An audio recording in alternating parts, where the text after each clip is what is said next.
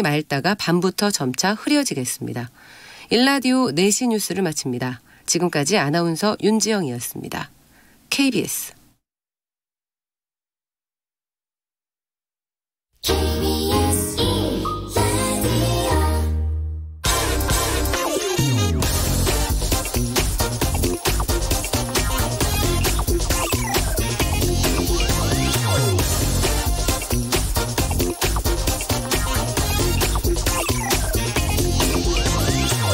네, 올바른 투자와 올바른 투표는 다르지 않습니다. 제가 매 주말 최경영의 경제쇼 플러스 클로징에서 외치는 소리인데요.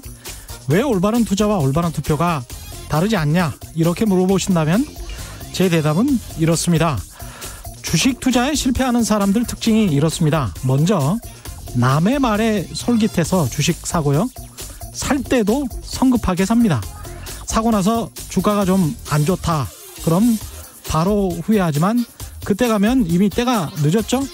손절이 안 될 만큼 떨어져 버렸기 때문입니다. 그럼 그 주식 팔지도 버리지도 못하고 그냥 원수처럼 안고 살아가는 것이죠. 국회의원 월급이 1,000만 원이 넘습니다. 세금도 안 내는 각종 수당도 많습니다. 보좌관, 비서관들 월급도 다 우리 세금에서 나오는 거죠. 4년 임기면 국회의원 한 사람 연봉에만 4년 동안 6억 원, 6억 원쯤 들어갑니다. 무엇보다 한번 뽑으면 손절하는 게 사실상 불가능합니다. 오늘 잘 뽑으셨습니까? 아직도 선택을 못 하셨다면 정말 꼼꼼히 잘 따져보시기 바랍니다. 4년 후 본전 생각나지 않도록 올바른 투자와 올바른 투표는 다르지 않습니다. 네, 안녕하십니까. 세상에 이익이 되는 방송 최경영의 경제쇼 출발합니다. 저는 진실탐사 엔터테이너 진탐맨 최경영입니다. 유튜브 오늘도 함께해 주시고요. 오늘은 12대 국회의원 선거일이죠. 본격적인 방송에 앞서서 투표소 상황 잠시 전해드리겠습니다. 선거 막방까지 지금 초접전 양상을 보이고 있는 곳이죠. 광진구 투표소에 나가 있는 곽지현 리포터 나오셨습니까? 네, 안녕하세요. 저는 지금 서울 광진구 투표소가 마련된 중곡 제1동 주민센터에 나와 있습니다. KBS 이동 중계차는 서울 종로구 투표소인 교동초등학교를 지나 또 동대문구, 성동구를 지나 이곳 광진구로 도착했습니다. 왜냐하면 서울 광진구 을은 전 청와대 대변인이죠. 고민정 후보와 또 전 서울시장인 오세훈 후보가 정말 진검승부를 펼치고 있기 때문입니다. 광진구 유권자 수 30만 9,447명입니다. 이번 총선의 사전 투표율을 보면 27.87%로 전국 평균을 넘어섰고요. 오후 4시 기준으로 현재 투표율을 보면 62.1%입니다. 굉장히 높습니다. 지난 20대 국회의원 선거 총 투표율은 59.1%였습니다. 자, 이곳 광진구 투표소에서 조금 전에 투표를 마치고 나온 할머니께서 이런 말씀을 하시더라고요. 오늘 비도 안 오고 날 좋다 이렇게 말씀하셨습니다. 그만큼 날씨도 맑고 아주 바람도 선선하고 투표하기 딱 좋은 날씨입니다. 이동 중계차가 2시간 전에 도착했습니다. 지금까지 정말 끊임없이 유권자분들이 또 발길이 이어지고 있고요. 이곳은 주택가이기 때문에 그 댁에 계시다가 편안한 복장으로 나오셔서 투표하고 계십니다. 자녀 손을 잡고 온 30대, 40대 분들 이곳이 투표하는 곳이야 이렇게 자녀들에게 알려주기도 하고요. 또 이번부터는 만 18세 이상부터 투표할 수가 있게 됐죠. 그래서 젊은 청년들도 아주 많습니다. 또 중장년층 어르신들 다양하고요. 중곡 제1동 주민센터에 마련된 투표소는 모두 3곳으로 나눠졌습니다. 거동이 불편하신 어르신들은 엘리베이터 타고 이동하실 수가 있고요. 아주 불편함 없이 또 위생관리 철저하게 하면서 잘 진행되고 있습니다. 광진구 구민들 뵙고 얘기 나눠봤는데요. 정말 이번에 와서 큰일 했다. 국민의 권리 행사에서 뿌듯하다. 이렇게 하나같이 말씀하셨습니다. 그리고 불편하신 점이 있다고 하는데요. 하나같이 바로 그 일회용 장갑 말씀하시더라고요. 왜냐하면 이 투표소에서 누가 이렇게 일회용 장갑 쓸 줄 알았겠습니까? 정말 어르신들은 처음 있는 일이다. 참 미끄러워서 도장 찍는데 불편했다. 이 쓰레기통에 한가득 쌓여있는 비닐장갑 보시고는 한 번 쓰기 너무 아깝다. 낭비다. 이런 말씀하시고요. 반면 한편에 우리 건강 위해서라면은 또 괜찮다 이런 분도 계십니다.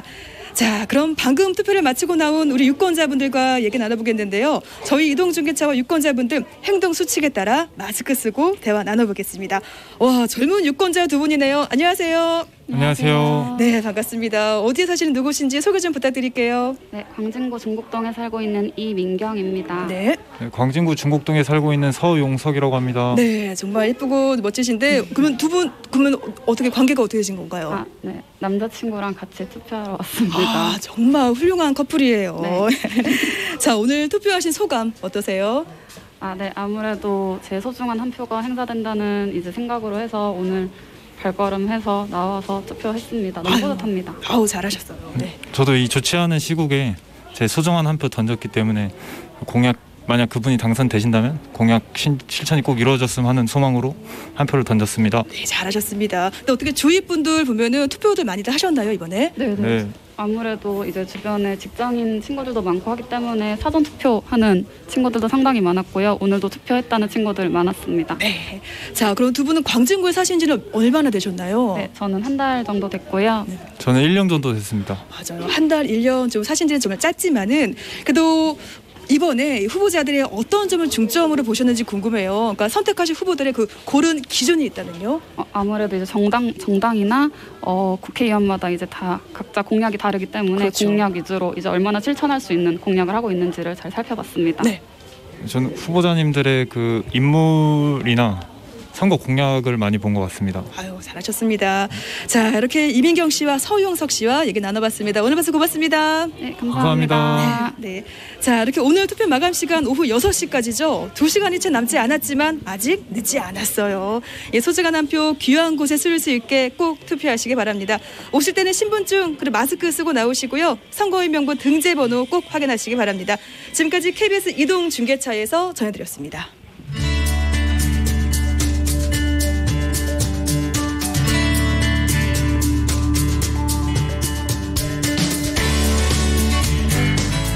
경제방송 아무거나 들으면 큰일 납니다. 듣고 또 들어도 탈이 나지 않는 최경영의 경제쇼. 네, 국제통화기금 IMF가 코로나19 대전염 팬데믹으로 올해 세계 경제 성장률이 지난해보다 마이너스 3% 성장할 것이다, 이렇게 내다봤습니다. IMF가 글로벌 경제 상황과 전망 어떻게 내놨는지 자세한 내용 김광석 한국경제산업연구원 경제연구실장과 짚어보겠습니다. 안녕하세요. 네, 안녕하세요. 예, 네. 굉장히 기네요. 한국경제산업연구원 경제연구실장. 예. 보통은 유튜브에서는 경제 읽어주는 남자 예. 김광석입니다, 이렇게 소개를 하고 있습니다. 예. 네. 경제 읽어주는 남자 김광석 실장이시고요. IMF가 내놓은 게 네네. 지난번에 한 달도 안 됐던 것 같은데 세계은행하고 내놓은 거하고 좀 차이가 있을까요? 한 달도 안 된 것은 이제 OECD였던 것 같고요. 예. OECD 전망보다 더 컸다라고, 충격이 더 컸다. 충격이 더 컸다. 제가 IMF 경제 전망 보고서를 어젯밤에 늦게 보고서는 충격적이다. 그냥 한마디로. 아, 그래요? 정말 충격적이다라는 생각을 했습니다. 얼마나 충격적인지 좀 말씀드리고 싶네요. 예. 관련해서 보도들도 꽤 많이 나왔는데 네네. 그 정도로 뭐 충격적이다. 워낙 이제 네. 예견을 그냥 다 마이너스 성장할 거라고 생각을 해서 그런지는 모르겠습니다만은 네. 그런 보도들은 많이는 안 나왔는데 네네. 왜 그렇게 충격적이라고 생각하셨는지 궁금하기도 하네요. 아마 지금 이 방송을 듣고 계신 분들 중에 1930년대를 경험하신 분이 거의 없으실 거라 생각이 됩니다. 없죠. 예. 30년대를 경험했다는 얘기는 90세 이상이라는 거잖아요. 예. 거의 없죠. 거의. 그러면 이 방송을 듣고 계신 모든 분들이 한 번도 경험하지 못했던 수준의 경제 충격이 온다, 이렇게 생각하시면 될 것 같습니다. 그 정도로 다시 말하면 해놨다. 외환위기 1997, 8년 경험했던 아시아 외환위기, 그리고 2008년의 글로벌 금융위기, 그때의 충격은 아무것도 아니다라는 수준의 세계 경제 위기를 전망했다, 이렇게 볼 수 있겠죠. IMF는 이게 어떤 곳인가요? 일단 자, IMF에 대해서 좀 간략하게 좀 말씀드리면 국제기구고요. 그리고 미국 워싱턴 DC에 있습니다. 예. 국제기구들 중에서도 IMF 하면 경제의 짱이다 이렇게 생각하시면 굉장히 좋습니다. 아주 쉽습니다. 어떤 수준이냐면 우리가 나의 내막을 잘 알지만 다른 사람들과 비교해서 나를 잘 설명하지 못할 때가 있어요. 예. 그때는 이제 심리 전문가한테 묻기도 하고 할 수 있겠죠. 그렇죠. 나의 상태를. 예. 전문가가 아니니까. 정신과 의사에게. 그렇죠. 예. 물론 나의 상태는 누구보다 내가 잘 알지만 그게 어떤 정도로 심각한지는 내가 나를 모르니까. 그렇죠. 기업들도 사실 나의 상태를 잘 모르기 때문에 나의 상태는 잘 알지만 그 산업 내에서 다른 기업들과 경쟁적으로 봤을 때 어떤 상태인지를 몰라요. 그래서 컨설팅 폼에 의존을 하죠. 그렇죠. 맥킨지나 BCG나 여러 컨설팅 폼의 자문을 받는 거예요. 예. 그럼 우리나라는 경제 구조가 있다면 이 경제 구조가 위기 상황인가 아닌가를 다른 나라들하고 비교해 봐야 되잖아요. 그렇죠. 그 자문을 받는 기관이 IMF다라고 보시면 됩니다. IMF다. IMF의 여러 역할들이 있는데 그중에 중요한 역할 하나가 자문입니다. 자문. 그래서 예. 다른 세계 여러 국들과 비교했을 때 한국이 지금 이 정도 상황이니까 이런 액션을 취해야 돼라는 경제 정책적 자문을 실제 하고 있다라고 볼 수 있겠습니다. 그렇죠. 각국 정부들에게 이제 공고안 같은 것도 있고 이번 보고서에도 그런 게 들어 있잖아요. 네, 그렇죠? 권고안이 당연히 나와 있다고 예. 볼 수 있겠습니다. 일단 전망 수치부터 네. 자세하게 좀 살펴봐야 될 것 같은데요. 네네. 세계 경제 성장률은 어떻게 전망하고 있습니까? 자, 일단 감을 좀 잡기 위해서 이 숫자가 뭔지를 정확하게 예. 감을 잡기 위해서 말씀드리면 아시아 외환 위기 당시에도 세계 경제 성장률은 플러스였습니다. 아시아 외환 위기 당시에도 예, 세계 경제 성장률은 플러스였다. 예, 예. 예, 플러스였습니다. 예. 그리고 글로벌 금융위기 2008년 예. 그리고 2009년이죠. 성장률 기준으로는. 그렇죠. 2009년의 경제 성장률은 마이너스였는데 마이너스 0.08%. 세계 경제 성장률이 네. 그러니까 마이너스 0.1이 안 되는 거죠. 예. 예, 어쨌든 마이너스 0.08. 더 정확히는 0.075. 굉장히 뭐 그렇게 심하지는 않았군요. 네, 그렇게 심하진 않았던 거예요. 예, 생각보다. 그리고 예. 그 두 개가 경제 위기 시점인 거죠. 근래 들어서. 그렇죠. 그 두 개 경제 위기 시점을 제외한 채 2019년 성장률, 2019년 경제가 2.9%였습니다. 세계 경제 성장률이. 예, 그러니까 가장 낮았던 숫자예요. 예. 그러니까 경제 위기가 아닌데 굉장히 안 좋았던 해다. 이렇게 보시면 돼요. 전반적으로 이렇게 조금씩 떨어지고 있었던 그런 상황이었잖아요. 예, 그렇게 볼 수 있겠습니다. 그런데 지금 2020년 경제를 어떻게 봤냐면 지난 1월 달의 전망치, 예. 1월 달에 IMF의 경제 전망 보고서 소위 코로나19 사태가 반영되지 않은 때 그렇죠. 전혀 그 사태가 예. 없었을 때 예. 이때 2020년 경제는 3.3% 성장할 거다. 3.3% 맞습니다. 네. 예. 그러니까 2.9 작년 2.9에서 3.3으로 성장세가 유지될 것이다. 이제 회복될 것이다. 이렇게 전망을 했었어요. 예. 그랬는데 이번 4월 달 팬데믹이 선언된 이후 IMF의 공식적인 전망 보고서 예. 여기서 마이너스 3.0%를 전망했습니다. 마이너스 3.0. 그러니까 이 마이너스 3.0은 제가 아까 말씀드린 대로 예. 대공황 1930년 이래로 한 번도 경험해보지 못한 숫자다. 이게 우리한테 어떤 식으로 경제 성장률 마이너스 3.0이라는 숫자가 네. 실생활에는 느껴질지는 잘 모르겠습니다. 사실은. 네, 아직은 네, 그럴 수도 있죠. 예. 예. 굉장한 충격입니다. 아, 그래요? 예, 굉장한 충격입니다. 이게 근데 예. 이런 마이너스 3.0이라는 숫자가 네.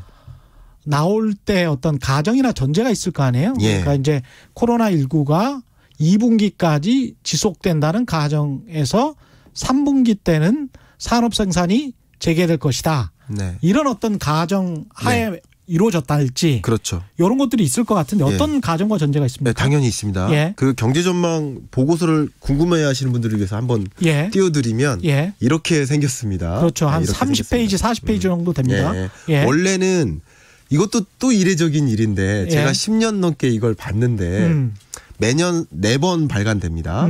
그중에 4월과 10월은 풀페이퍼예요. 예. 보통 한 200-300페이지 됩니다. 예. 보통은. 예. 그리고 이제 1월과 7월은 이제 업데이트 버전이라고 짧습니다. 20-30페이지. 예. 근데 4월이면 풀페이퍼가 나와야 되는데 수정돼야 될 게 너무 많아서 그런 건지 그렇죠. 지금 예. 30-40페이지로 나왔고요. 예. 여기에 뭐라고 돼 있냐면 풀 리포트는 5월에 다시 나올 거다라고 그러네요. 표시가 돼 있어요. 예. 네, 이런 거고요. 여기서 표시된 이 주제의 성격, 2020년 경제 전망을 한 주제의 성격이 담긴 이 부제가 뭐냐면 Great Lockdown. 예. 이게 2020년 경제를 보여주는 표현이 되는 것 같아요. 예. 이 세부적인 내용을 좀 말씀드리려고 하하는데 베이스라인 대공황을 The Great Depression 이렇게 했기 예, 때문에 예, 예. The Great Lockdown 이러면 예. 대폐쇄.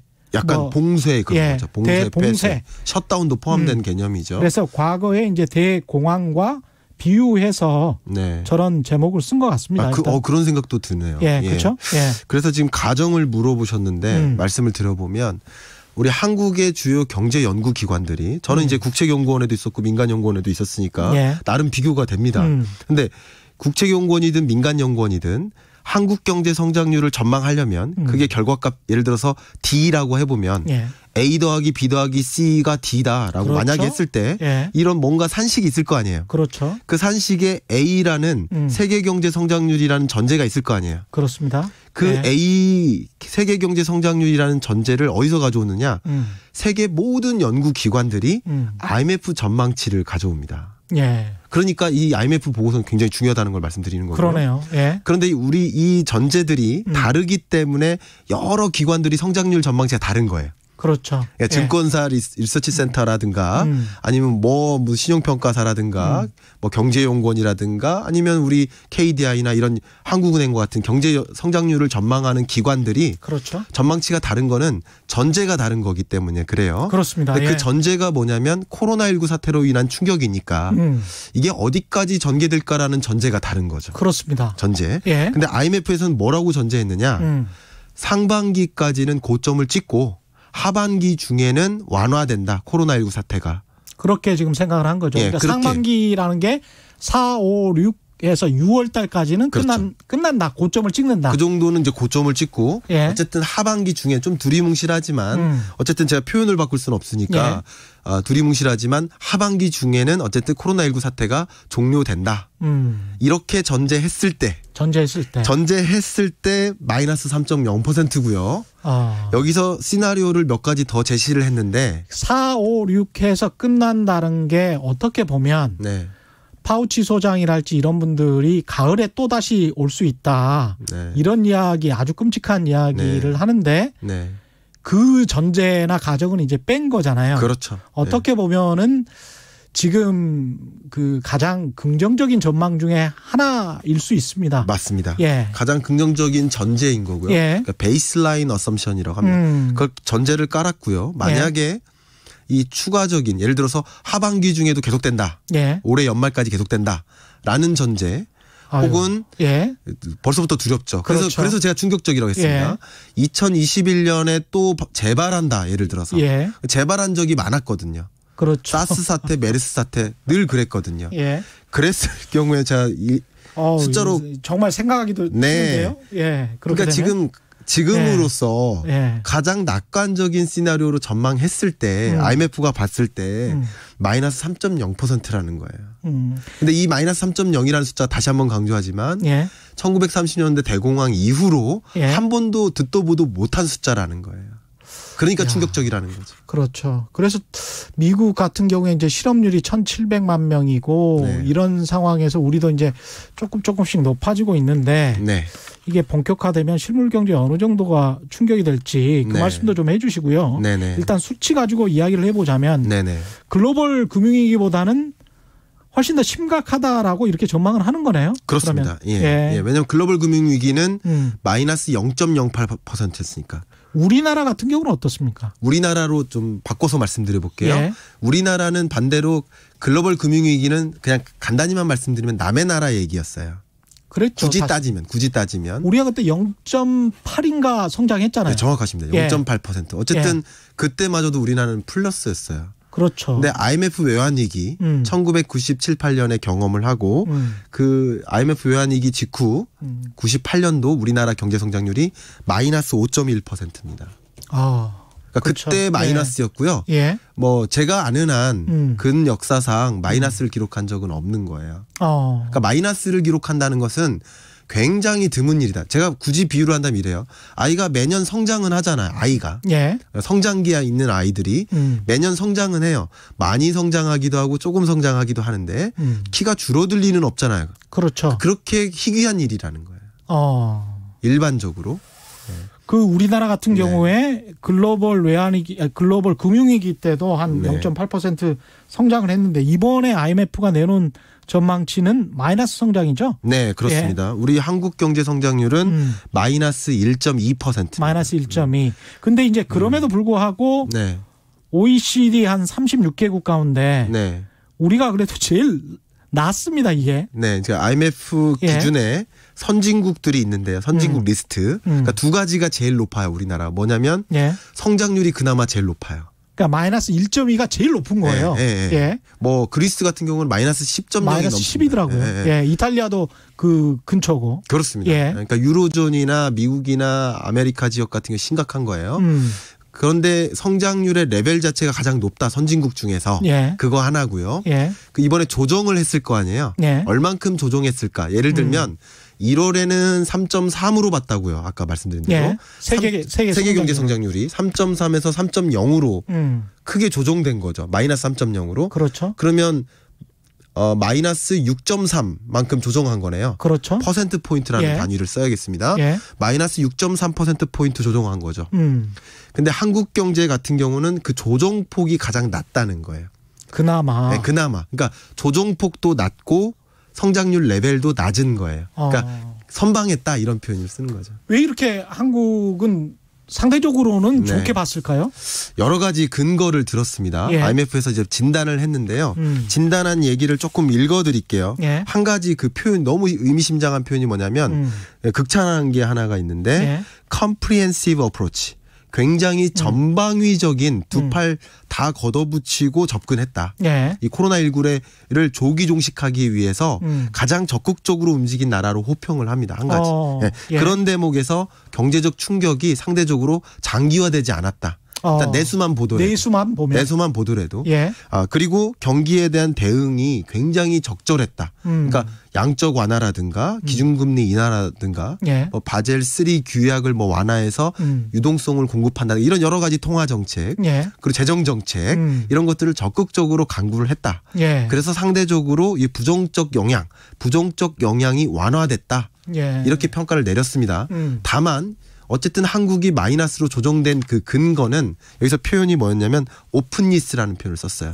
우리나라는 개방성? 그렇죠. 우리나라는 워낙에 개방되어 있는 경제이기 때문에 대외적으로 마이너스 3.0을 찍는 상황이면 우리나라도 대외 수요가 부진해짐에 따라서 영향을 피해가기 어렵다. 이런 표현을 정확히 했습니다. 그래서 결국은 이제 우리가 수출입이 전체 GDP에서 차지하는 게 뭐 80%가 넘으니까요. 그런 측면에서 보자면 미국, 유럽이 저렇게 난리가 난 상황이면 우리도 뭐 어쩔 수 없는 측면들이 좀 있죠. 우리나라도 그렇고요. 기본적으로 우리나라가 먼저 종식이 된다. 우리가 가장 원하는 시나리오죠. 그나마. 그렇죠?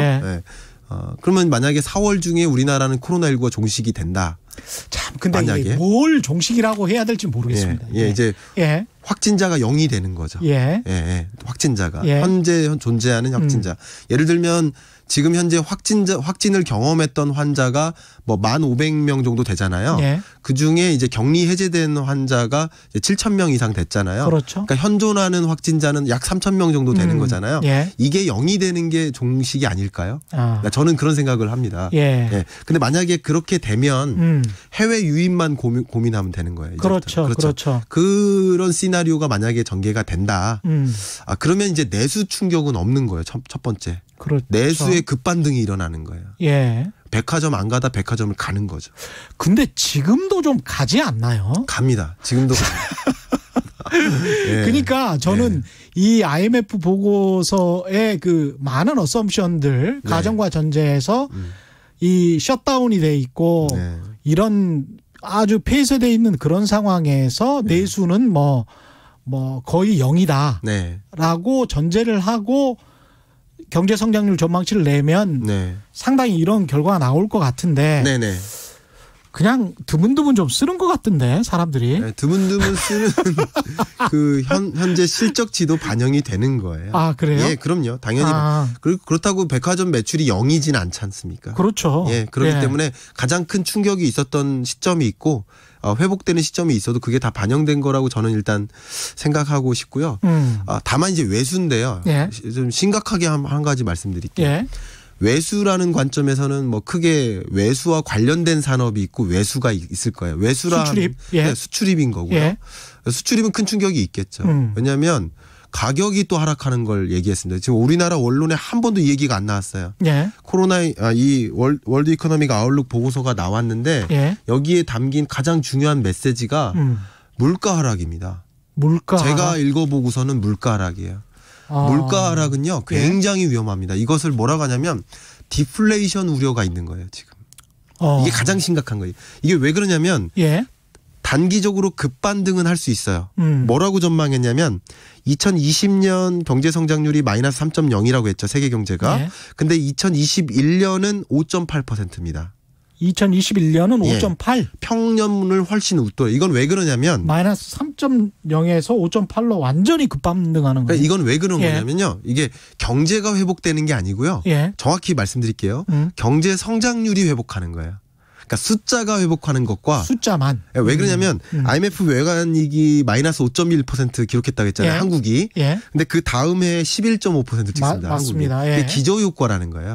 왜냐하면 전년에 비해서 GDP가 얼마나 커졌냐니까 전년이 흉작이었으면 그러니까 올해 평작만 해도 대박인 거죠. 그렇죠. 네, 예. 그렇게 보는 거예요. 그러니까 예. 성장률의 회복과 경제 회복은 다른 건데 예를 들면 성장률은 미국 성장률도 완전히 급등합니다. 내년. 예. 완전히 급등하는데 중요한 거는 실업률은 그대로인 거예요. 그러니까, 실업률은 그대로다. 그러니까 경제가 완전히 회복된 건 아닌 거예요. 그걸 설명하는 그 이유가 바로 물가입니다. 이거 물가를 무시하면 안 됩니다. 물가가 왜 이렇게 떨어질 거라고 예상을 한 거죠? 왜냐하면 글로벌 수요가 줄어드는 거예요. 아, 이게 제일 수요가 없어서. 예. 예. 글로벌 수요가 줄어드는데 모든 원자재를 보시면 예를 들어서 우리가 생각하는 원자재 하면 원유가 있죠. 원유. 또 어떤 게 있습니까? 원유 뭐 농산물. 그 농산물도 원자재입니다. 예. 그렇죠? 그리고 또 금속이 있고요. 그렇죠. 광물이 있어요. 예. 이런 카테고리가 소위 말하는 로우 메터리얼, 이 원자재인데 원자재 가격이 다 줄어들어요. 수요가 없어서. 왜냐하면 예. 공장이 안 가동되니까. 공장이 가동이 안 되니까. 그리고 예. 교통수단도 이동을 안 하니까. 그러네요. 공세 때문에 예. 이런 것들 때문에 원자재 수요가 줄어요. 그러니까 원유 수요만 줄어드는 게 아니라 모든 원자재 수요가 줄어들어요. 그러면 이 원자재 수요가 줄어들음에 따라서 가격이 하향 조정될 텐데 예. 유가는 뭐 100% 하락입니다. 그러니까 하락 정도가 100%예요. 하락률이. 예. 제가 그 숫자를 그대로 보여드리면 좋을 텐데 예. 하락률 하여간 그 어마어마합니다. 지금 봐도 한 네. 50불 했던 게 예. 20불 못 갔을 때도 있고 한 5불 정도 되니까 그러니까요. 그것만 해도 뭐 100% 하락됐습니다. 예, 거의 한 예. 80% 정도라고 보시면 될 텐데요. 자, 그럼 원자재 가격이 하락되면 예. 부분품의 가격도 하락하겠죠.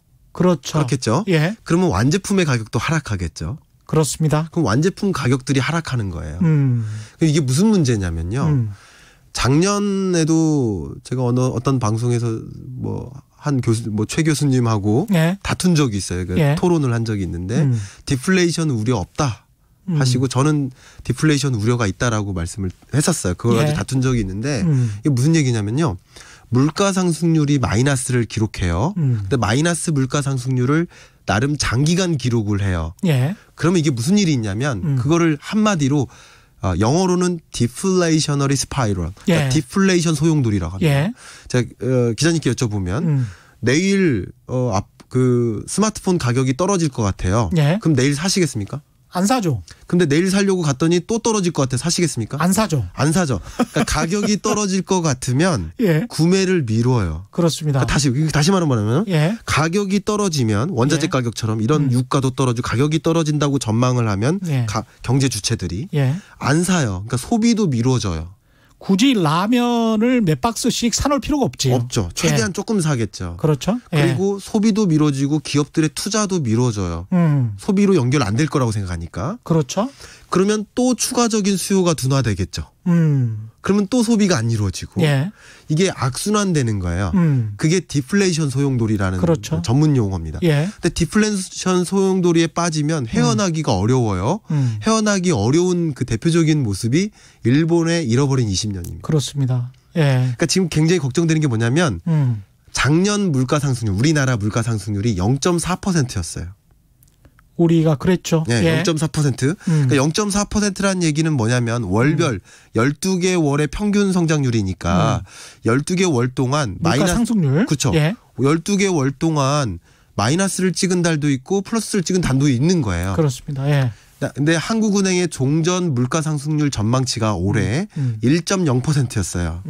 근데 지금 IMF에서 수정 전망을 했는데 물가 상승률을 0.3%로 봤습니다. 0.3%. 우리나라 물가만 봐도. 예. 이게 뭐냐면 수요가 부진해지니까 물가가 하락하는 거예요. 그렇습니다. 근데 왜 예. 이 얘기는 언론에 하나도 안 담겼냐 이거예요.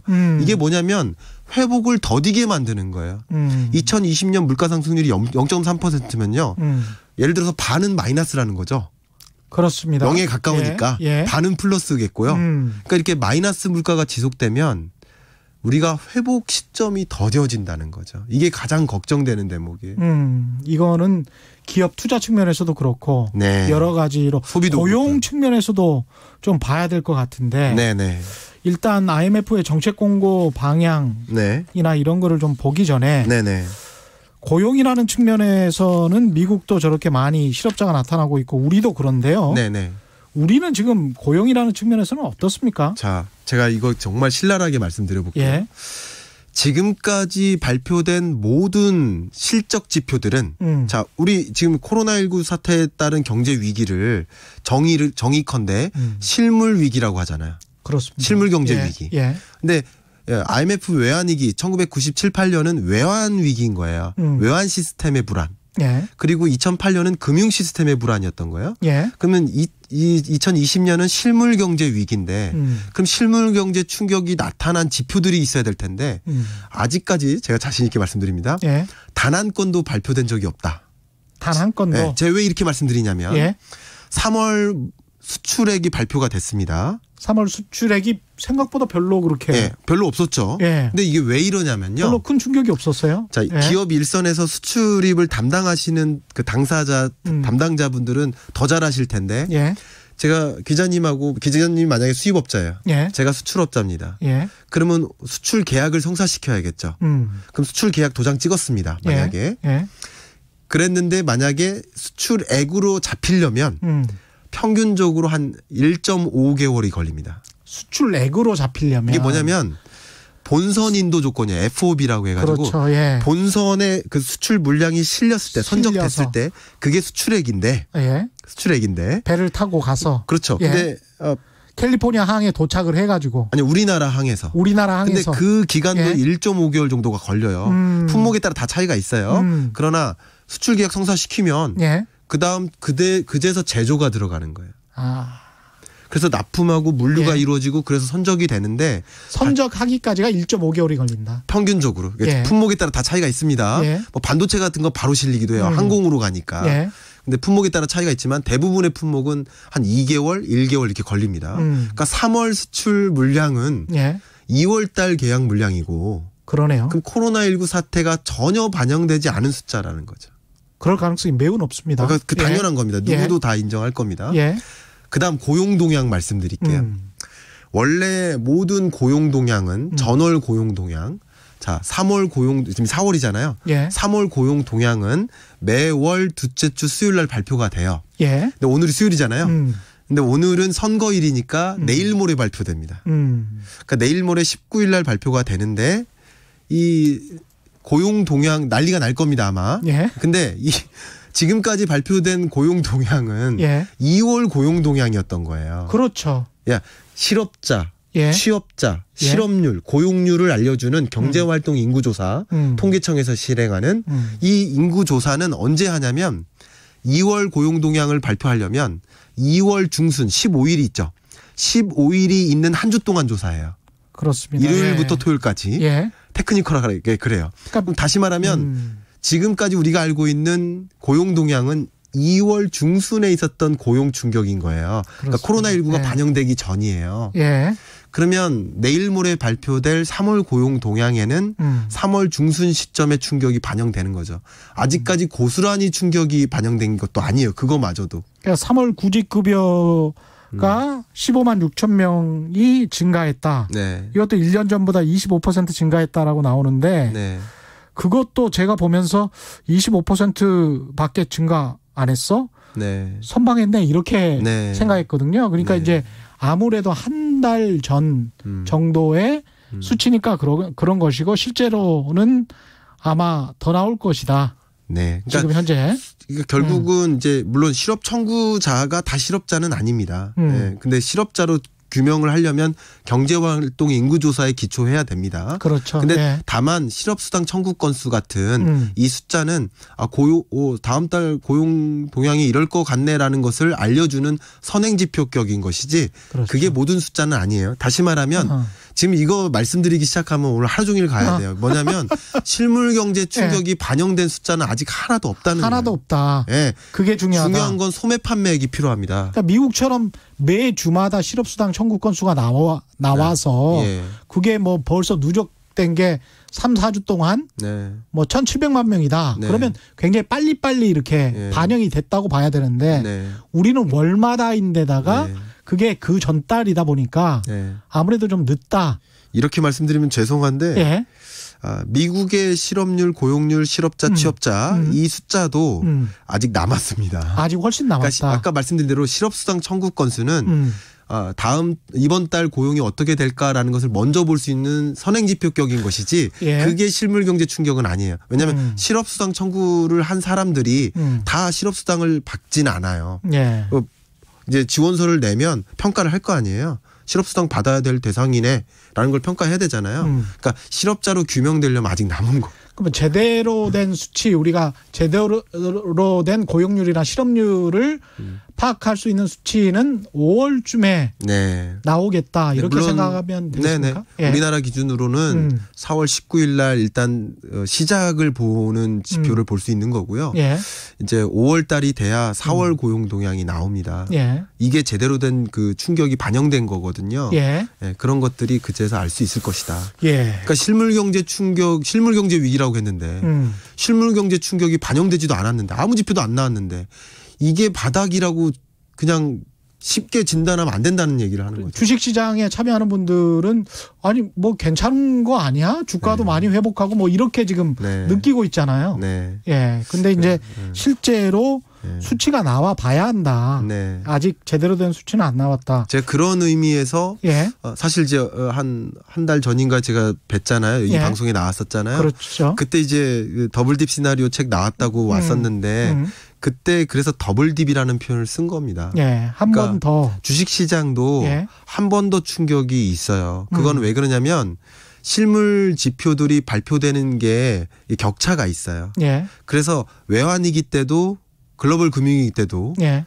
주가도 2번 더블딥이 있었어요. 그러니까 그런 의미의 더블딥은 아닙니다. 지금 말씀드리는 거는 예. 원래 제가 의도했던 거는 19년에 정말 극도로 어려웠는데 올해 다시 한번 어려워지네.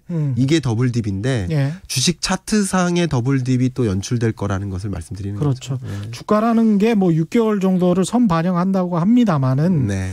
실제로 주식 투자 참여자들이 실제 수치를 받아보고 또 어떻게 반응할지는 전혀 알 수가 없으니까. 그렇습니다. 예. 일단은 고용 동향 관련해서는 그렇고 네.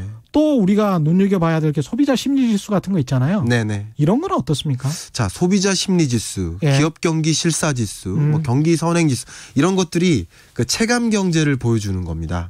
나름 선행지표죠. 예. 그러면 이런 선행지표가 급락을 했다 그러면 자, 소비자 심리지수의 하락폭이 가장 컸어요. 가장 컸습니다. 예. 이제 이런 게 이슈도 아니죠. 뉴스도 아닙니다. 너무나 그런 급락 급등이 너무 많았어서 예. 이제 이슈도 아닌 게 되는 수준인데 소비자 심리 지수가 이렇게 급락했다는 것은 이제 곧 발표될 소매 판매액이 또 급락하겠구나. 실물 경제 충격이 오겠구나라는 것을 먼저 볼 수 있는 지표라는 거죠.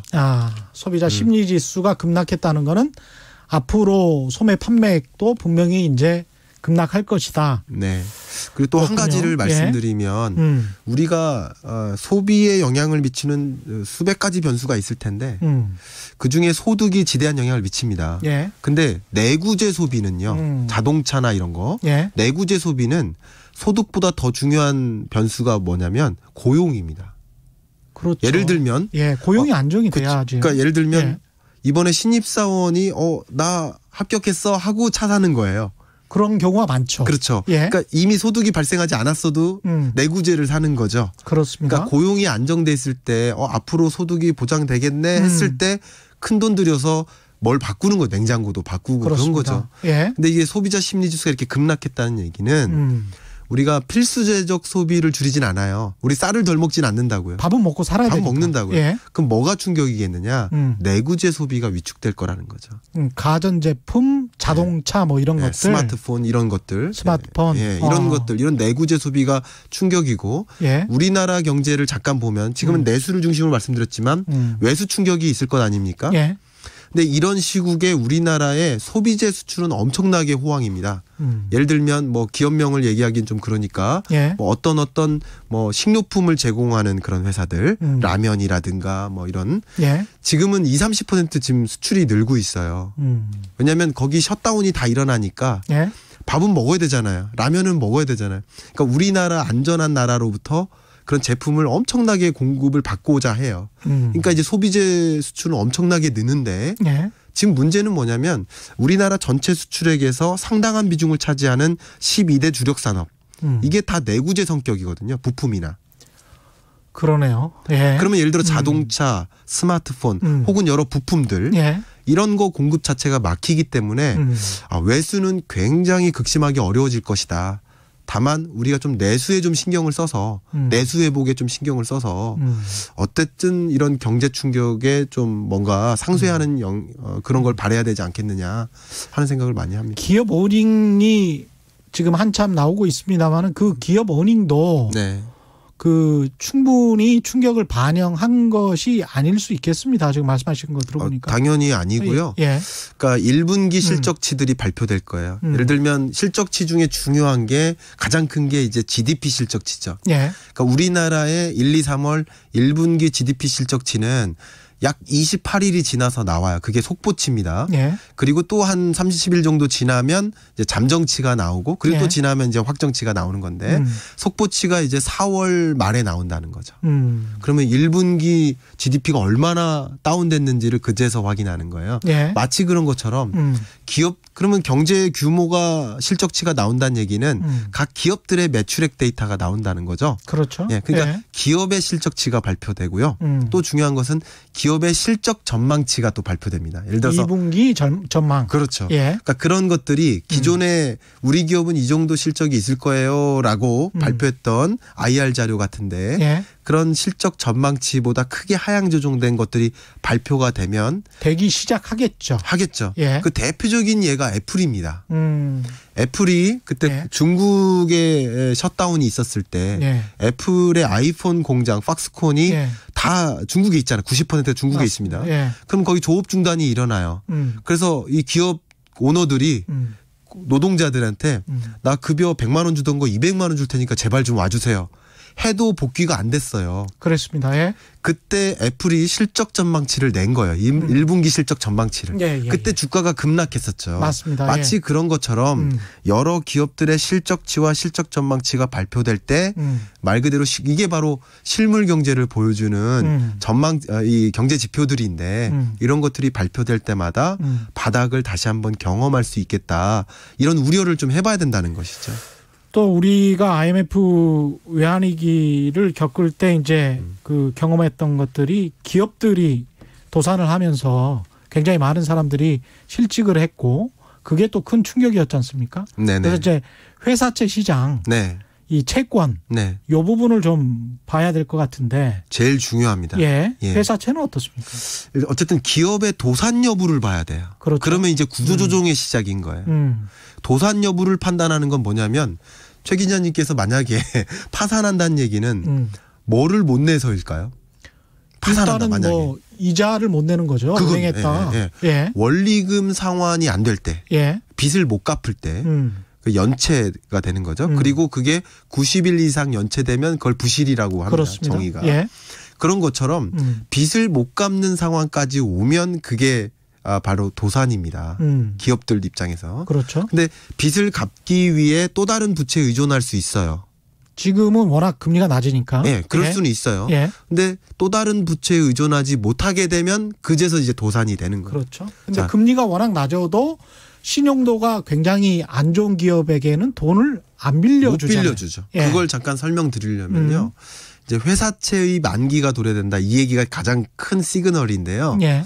그러니까 기업 입장에서는 자금을 마련할 때 한 가지가 주식입니다. 그죠? 그 주식이 자기 자본이죠. 근데 주식 가치가 떨어지니까 자기 자본 비중이 줄어들겠죠. 예. 그럼 뭐에 의존할까요? 채권에 의존을. 채권을 발행해요.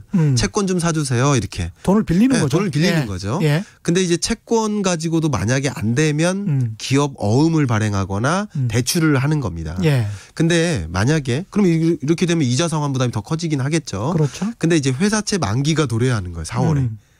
가장 많은 회사채 만기가 도래되고요. 중요한 게 뭐냐면요. 신용등급입니다. 신용등급. 그렇죠. 신용등급을 평가하는 신용평가사들이 있죠. 그렇습니다. 그러면 국가의 국가 신용등급도 평가하지만 기업의 기업 신용등급도 평가합니다. 그렇습니다. 그럼 신용등급이 떨어집니다. 그럼 투자 적격 대상이 아니에요. 그러면 은행에서. 예. 그러면 투자 적격 대상이 아니면 예. 회사채를 보통 회사채 만기가 도래되면 예. 당장 지금 돈이 없으니까 또다시 회사채를 발행해서 그 돈을 갚는 형식인데 그렇죠. 회사채를 발행해봤자 누구도 안 사는 거죠. 투자 적격 대상이 아니니까. 그리고 사줄 만한 여력이 없어요. 예. 그러니까 회사채 만기가 도래됐음에도 불구하고 회사채 발행을 못하고 또 한 가지 이유는 회사채 발행을 했는데 이만큼 했는데 아무도 안 샀어요. 그럼 기업 평가에 또 반영이 되니까 대출도 못해요. 그러니까 회사채 발행을 줄여요. 그렇죠. 그게 이제 이게 문제입니다. 예. 전반적으로 그런 거를 막기 위해서 각국 정부 그다음에 중앙은행이 네. 그걸 좀 만기도 연장해주고 네네. 좀 융통성 있게 가자 네. 이런 정책을 많이 펴고 있는데 네. 일단 질문이 좀 많이 와서요. 아 그래요? 예. 예. 1212님과 네. 2384님, 44분 하다님, 네. WJD님은 예. 굉장히 부정적인 내용인데 우리 네. 경제가 이 상황에서도 선방할 수 있는 방법을 좀 네. 알려달라. 아, 네. 예. 뭐 그 방법에 대해서 말씀을 드리려면 또 1시간이 걸릴 텐데요. 3분밖에 없어요. 예. 그럼 한 가지만 말씀드릴게요. 예. 그러니까 우리 정부도 여러 예. 기업 정책들을 강구하는데 지금 중요한 문제 하나는 외수잖아요. 예. 그럼 내수를 육성하는 방안을 세워야 돼요. 한 가지 큰 틀은. 예. 그 또 한 가지는 글로벌 밸류체인의 병목 현상이 나타난 거예요. 공장이 이쪽 공장에서 셧다운되면 현대자동차에서 생산하는 그 자동차를 들어가는 부품이 20만 가지인데 일부의 부품만 공급이 안 돼도 국내 공급이 안 되는 거 완제품 생산이 안 돼요. 그렇죠. 그러면 수많은 중소기업들의 공급도 차단돼요. 예. 지금 뭐냐면 리쇼링이 필요합니다. 근데 우리나라의 기업 정책은 예. 유턴 기업 지원 정책이라고 합니다. 그렇죠. 유턴하세요. 해외에 있는 공장을 다시 국내로 예. 돌려 보내는. 예, 예. 그게 유턴 기업 지원 정책인데 이미 있었어요. 왜냐하면 각국이 자국으로 기업들을 데려오고 싶으니까 예. 유턴 기업 정책이 있었는데 이게 예. 실효성이 없었습니다.